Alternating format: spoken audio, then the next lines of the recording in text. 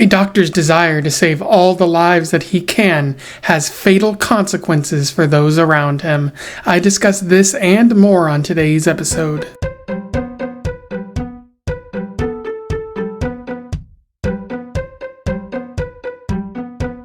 Welcome back to Around the Weird, a booktube channel where I talk about all the unusual and out of the ordinary literature that I've found in my travels. Today, I want to talk about some manga that I've read. I am back on that manga grind. And today's manga is all about surgeons and murderers and neo-noir type mysteries. I am referring to Monster by Naoki Urasawa, which was written in, or it was originally published in the mid 1990s, but it got this full volume got published in 2008. For those who don't know, Naoki Urasawa is a Japanese writer who has been writing since the 1980s, largely seen as an influential figure. He's written quite a few mangas and manga series that have been adapted into animes and other such things. The Monster series in particular is well regarded, but he's also written other things as well, some which focus on military type stories or murder kind of mystery things. And I really enjoyed reading this, so I'm going to recommend it to you later. And because it's pretty old, I'll probably spoil it in the analysis section. But yeah, it's a pretty interesting author, and I think I really enjoy this because of the neo-noir kind of feel to it. The noir kind of detective story. Even though the main character isn't a detective, I still feel like that's a fun kind of anime worth exploring. And so without further ado, let's talk about Monster, volume 1 of it. I will do a summary, a little bit of analysis, and we will move on from there. So, Volume 1 of Monster focuses on Kenzo Tenma. He is an acclaimed surgeon working at a German hospital. He's an immigrant from Japan who moved to Germany because he was the third son in the family, and he couldn't really inherit his father's clinic, so he decided to make his name elsewhere. And he's done a really good job. At the beginning of the book, he saves an opera singer, which the hospital is really happy about because that brings positive PR. But he discovers in the process that that a construction worker has died who really needed brain surgery. And the construction worker's wife says that the hospital chose to focus on the opera singer and that there's a class disparity there. And he is, Tenma is affected by that, but he doesn't really do much at that time to really confront it. He seems to be on the fast track to becoming the chief surgeon of this hospital, and he's dating an administrator's daughter. They're fiancés, so their life seems to be going good for Tenma. However, at one point, two children of diplomats who are seeking asylum in Germany are rushed to the hospital. One is despondent, not reacting to anything, and the other has been shot in the head, presumably by burglars. And Tenma wants to save this young boy's life, but he's ordered a short while later to instead focus on the mayor who's come in, who's suffering from head trauma.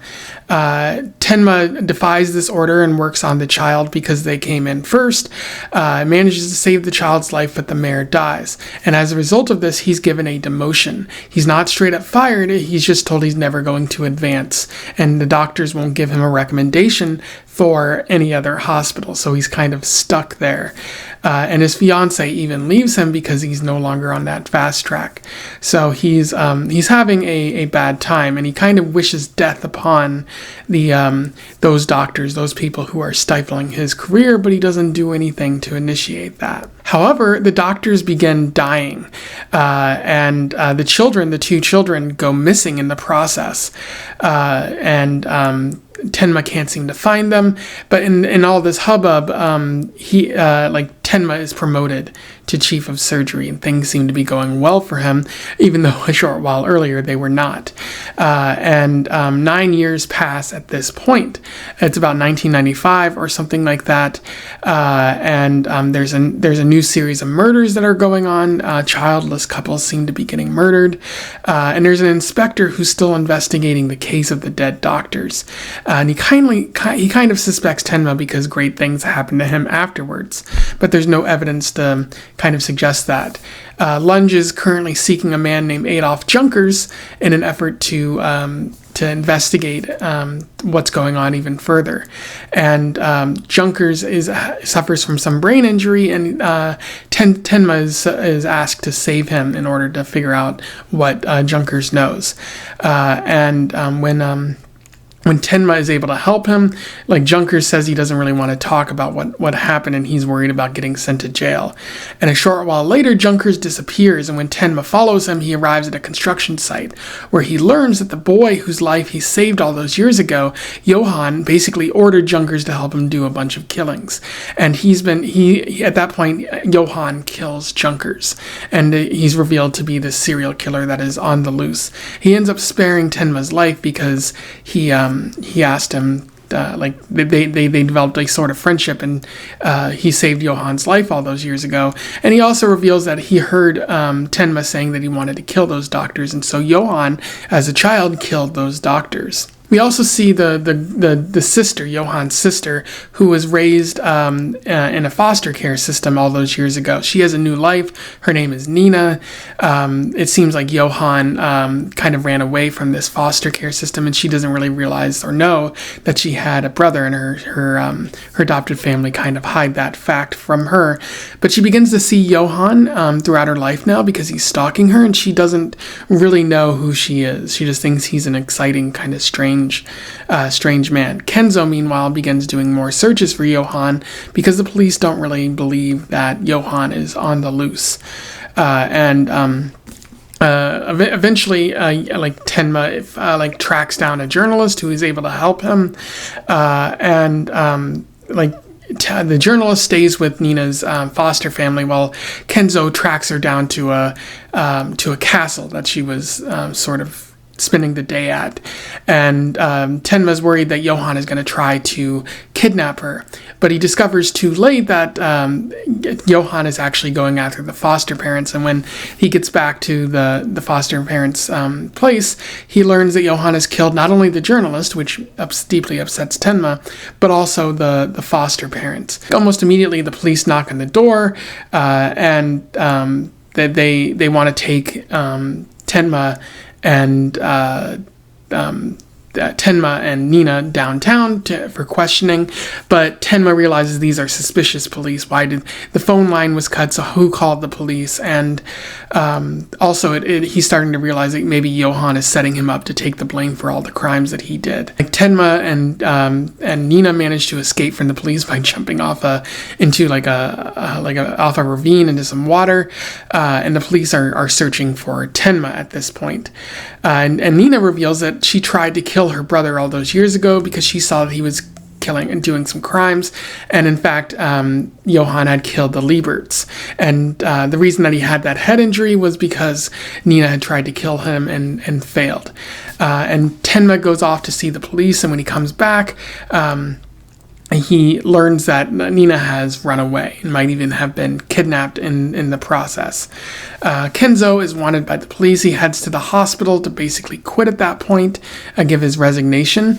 And then some of the hospital patrons and paramedics help him escape because they don't believe that he actually did the crimes, because he was too great of a surgeon to really do any of that. He cared too much about helping people. And then we flash forward to months in the future, and we see that Kenzo worked with a mercenary to develop some gun training skills in order to effectively kill Johan. The mercenary has a sort of daughter that he got from a person that he killed when he was in a jungle somewhere. And Kenzo develops a little bit of a bond with this child while he's becoming a better killer and whatnot. And as the story comes to a close, we see him leave the mercenary promising never to give away any details about him. And Tenma preparing to go to a town where he believes Johann recently killed at, and that's where the story ends there on that cliffhanger. In terms of analysis, there is quite a bit worth talking about with Volume 1 of Monster.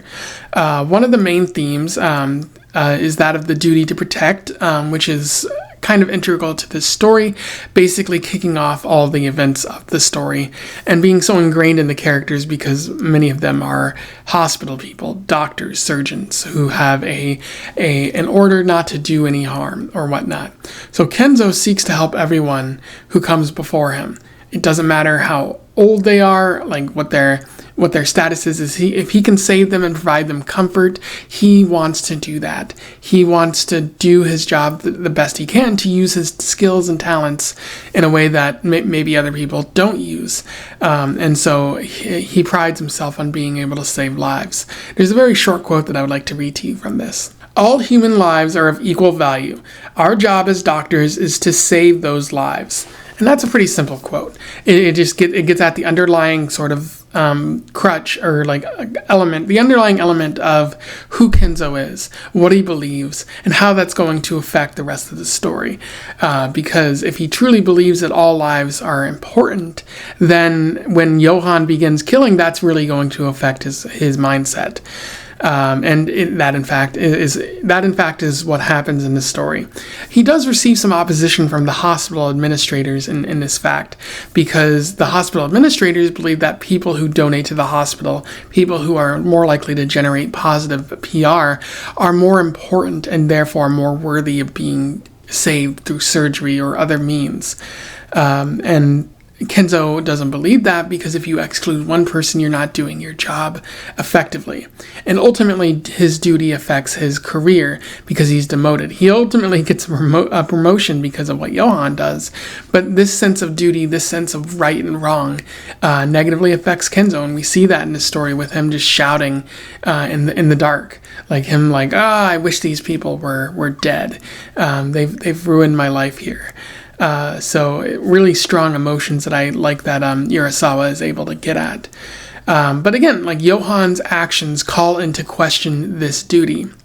There's a sense of regret at play, because if saving lives is important, again, as I said, like when Johann begins to kill, like that's going to call that into question, because two people, opposite forces, maybe good versus evil, although I do think it's more complicated than that.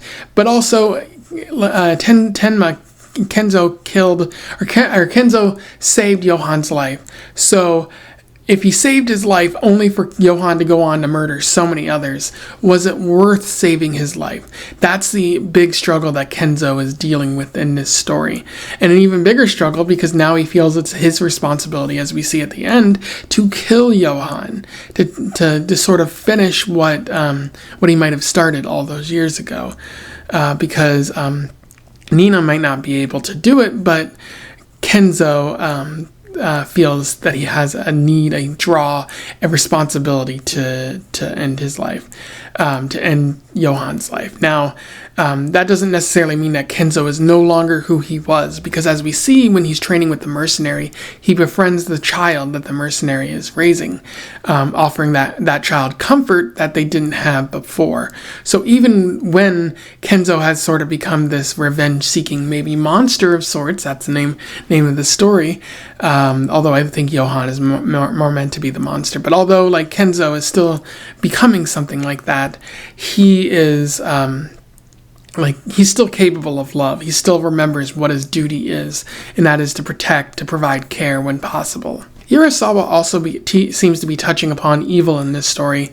Johann is kind of a being beyond redemption. He's done a series of horrific acts, and there's no hope of redeeming that person. No matter what happened to him in his life, nothing could justify killing childless couples, killing doctors, or trying to kidnap and maybe kill his own sister. He seems to be no longer human, kind of a despicable monster. Maybe he was always like this. And again, a good question to ask, I think what Urasawa is maybe trying to get us to consider is, was Johann created by his struggle, or was he always like this? Maybe something went wrong in his life that led him to become this. That he was an orphan after all. He struggled with his with his family, and he dealt with the immigration process, which wasn't easy. So maybe that's what made him like this. But it's also possible that he was just always like this, a cold, unfeeling monster that was always going to lash out. It's kind of the nature versus nurture logic, only kind of inverted in a weird way.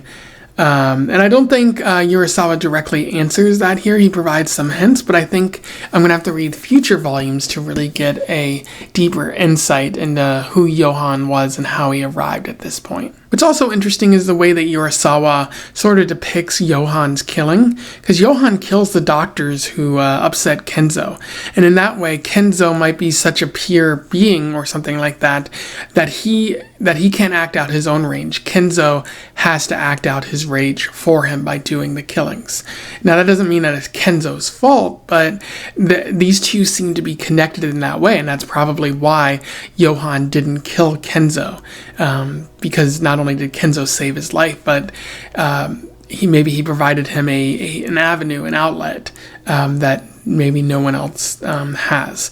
I do hope that Urasawa kind of explores this link further in future volumes, because it is certainly fascinating. And then one other thing that I really liked about this was the cool noir story. Like, Kenzo isn't a detective, but he is a surgeon who's sort of investigating a crime, working with a journalist to find out the truth. And there's there's women in distress. There's murders taking place. There's double dealings and all sorts of things like that. I would classify this as noir manga. I don't know if a lot of that exists out there, but it is certainly fascinating, and I really love how it's sort of displayed here, especially with the art. The very hard-boiled type story here. Again, I definitely want to explore more, because I think Urasawa has many interesting directions that he can possibly take this, and I really just want to find out what the resolution is here, because it's very fascinating, and I hope that maybe Johan meets the end that he rightfully deserves. Anyway, those are my thoughts on Monster Volume 1 by Naoki Urasawa, which I thought was pretty good. Definitely a very fun noir story, noir manga. And I can't wait to explore more. Not only of this, but also probably more from Urasawa. I definitely like how he writes and the art style that he uses here. If you have any thoughts on this, let me know in the comments below. I would love to hear from you and have a discussion about this. Otherwise, don't forget to like, share, and subscribe so that more people can find out about this manga or this writer if they don't already know. And until then, I wish you the best of luck in your weird and surgical travels. Farewell.